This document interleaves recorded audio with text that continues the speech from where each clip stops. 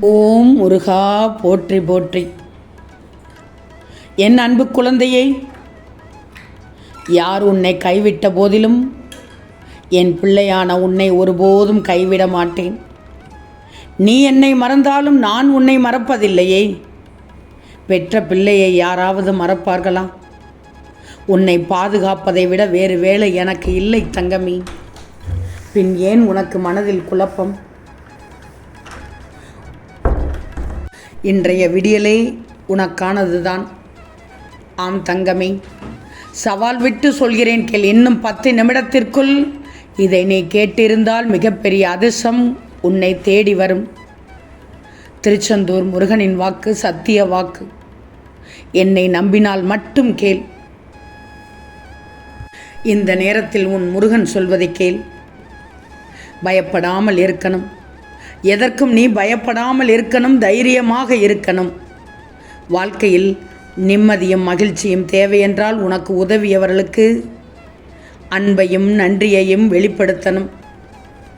கடின உழைப்பு, அர்ப்பணிப்பு, உன் சூழ்நிலைகளை அணுகும் முறைகள், விடாமுயற்சி, பொறுமை, கடைசி வரை போராடும் தன்னம்பிக்கை, இவையெல்லாம் என் பிள்ளையிடம் நிச்சயமாக இருக்க வேண்டும்.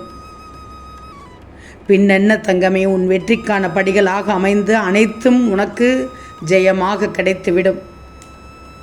நீ செல்லும் பாதையில் கூட காலம் ஒன்று வரும். செல்லும் பாதை வேண்டுமானால் குண்டும் குழியுமாக இருக்கலாம், மேடும் பள்ளமாக இருக்கலாம், கற்களும் முட்களும் உள்ள பாதையாக இருக்கலாம். ஆனால் உனக்கென்று நீ செல்லும் பாதையில் காலம் ஒன்று வரும். அது நல்ல காலம், பொற்காலம், உன்னை மகிழ வைக்கக்கூடிய காலம். அப்படின்னு தான் நீ நினைத்து கண்டு அந்த பாதையில் செல்லணும். முடியுமா முடியாதா என்ற கேள்வி மட்டும் உன் மனதில் எழவே கூடாது. நீ நம்பிய வாழ்க்கை உன்னை கைவிடும். உன்னோடு பயணித்தவர்கள் திடீரென வழி மாறுவார்கள். என்ன முருகா இப்படி சொல்கிறீர்கள் என்று மட்டும் கேட்கக்கூடாது. நிச்சயமாக நீ நம்பிக்கொண்டிருந்த வாழ்க்கை உன்னை கைவிடத்தான் செய்யும். அந்த நேரம் உன் வாழ்க்கையே வெறுத்து விடக்கூடாது. உனக்கென்று ஒரு பாதை இருக்கும், ஒரு வழி இருக்கும், ஒரு தீர்வு இருக்கும். அப்போது கூட நீ கைவிட்ட போதிலும், நீ நம்பிய வாழ்க்கை உன்னை கைவிட்ட போதிலும் உன்னோடு வந்தவர்கள் திடீரென வழி மாறுவார்கள். பச்சோந்திகள் பின்னாடி வந்து கொண்டிருக்கிறார்கள் என்று மட்டும் நினச்சிக்கோ. வழியும் மாறுவார்கள், தடம் மாறுவார்கள். நீ நேசித்தவர்களும் உன்னை நேசித்தவர்களும் ஏதோ ஒரு காரணத்தினால் உன்னை விட்டு பிரியும் போது மரண வலியை உன் மனம் அனுபவிக்கும்.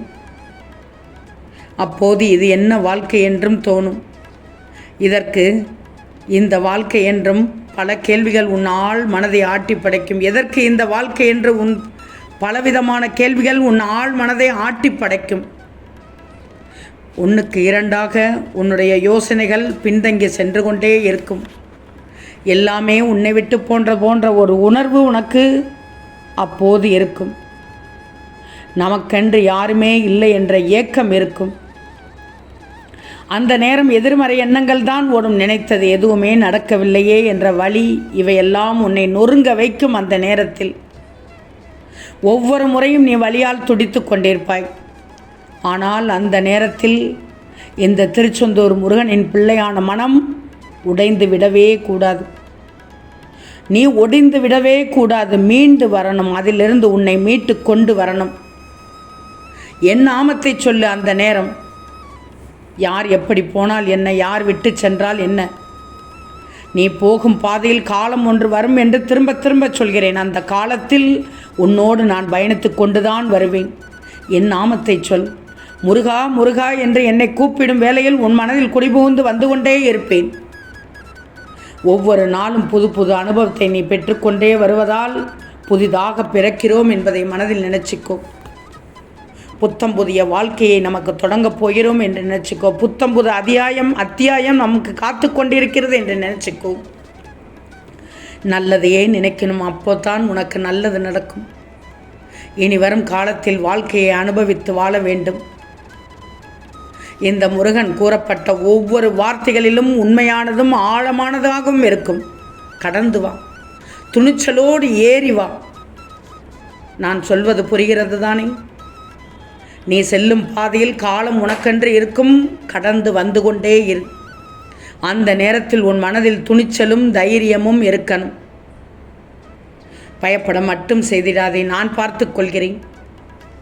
உன் மனம் கண்ணாடி போன்றது எனக்கு தெரியும், அதனால் தான் மனம் உடைந்தது என்று சொல்லிவிடுகிறாய். தற்போது உன் மனம் உடைந்ததை ஒட்ட வைக்க முயற்சிக்காமல் புதிய கண்ணாடியை உருவாக்கித்தான் பாரேன். அதில் புது மனிதனாக உன்னை பார்க்கத்தான் செய்யேன். நிச்சயம் இந்த முருகனின் வார்த்தைகள் அனைத்தும் உன் வாழ்க்கையில் தெளிவையும் மாற்றத்தையும் ஏற்படுத்தும். உன் மனதிற்கு கொஞ்சம் ஓய்வு கொடு தங்கமே. உன் மனம் எப்போதும் ஓய்வில்லாமல் எதையாவது யோசித்து கொண்டேதான் இருக்கிறது. எதற்காக இத்தனை சுமைகளை, சிந்தனைகளை உன் தலையில் ஏற்றிக்கொள்கிறாய்? உன் முருகன் சொல்வதை கேள், புலம்பக்கூடாது. எல்லோரும் ஏன் என்னை மட்டும் காயப்படுத்துகிறார்கள் முருகா என்று தானே கேட்கிறாய்?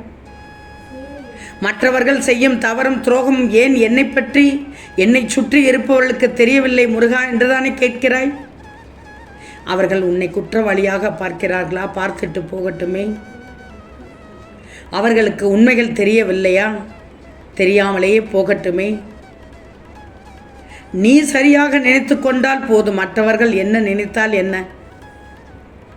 அனைவரும் உண்மையைத்தான் சொல்வார்கள் என்று நீ நம்ப முடியாது. அனைவரும் நல்ல விதமாகத்தான் பார்க்கிறார்கள் என்றும் சொல்ல முடியாது. ஆனால் ஒன்று, உண்மைகள் எப்போதுமே மெதுவாகத்தானே வெளிவரும். சில உண்மைகளை வார்த்தைகளில் கூறி புரிய வைத்து விடலாம், ஆனால் சில உண்மைகளையோ அனுபவம் தான் கற்றுத்தரும். கொஞ்சம் யோசி தங்கமே. மற்றவர்களுக்காக யோசிக்கிறாய், உன்னையும் யோசி. எப்படி இருக்க வேண்டும், எப்படி இருக்கக்கூடாது, எந்த இடத்தில் பேசணும், எந்த இடத்தில் பேச இருக்கக்கூடாது, யோசி. நீ உதவி செய்கிறாய், தப்பில்லை. அவர்களுக்காக வருந்துகிறாய், தப்பில்லை. அவர்களுக்காக பிரார்த்தனையும் செய்கிறாய், தப்பில்லை. ஆனால் மற்றவர்களுக்காக வாழ்ந்து கொண்டிருக்காதே. உனக்காக வாழ், உன் குடும்பத்திற்காக வாழ். உன் வாழ்க்கையை மட்டும் யோசிக்கணும், நேசிக்கணும்.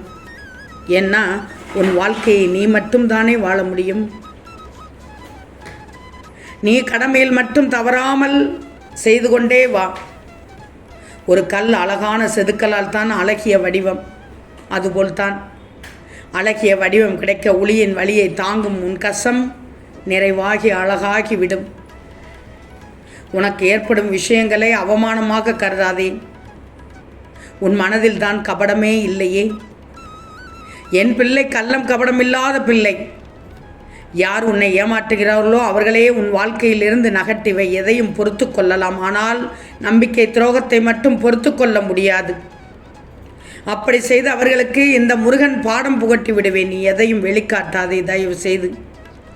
உனக்கான மிகப்பெரிய சொத்து உன் நிம்மதிதானே. அதை உன்னை மதிக்காதவர்களுக்காக செலவிடப் போகிறாயா? கடந்த காலத்தை மறந்துவிடு. எதிர்காலத்தை இந்த திருச்செந்தூர் முருகனின் கையில் கொடுத்து விடு. உனக்கு நல்லதே நடக்கும். ஓம் முருகா போற்றி போற்றி.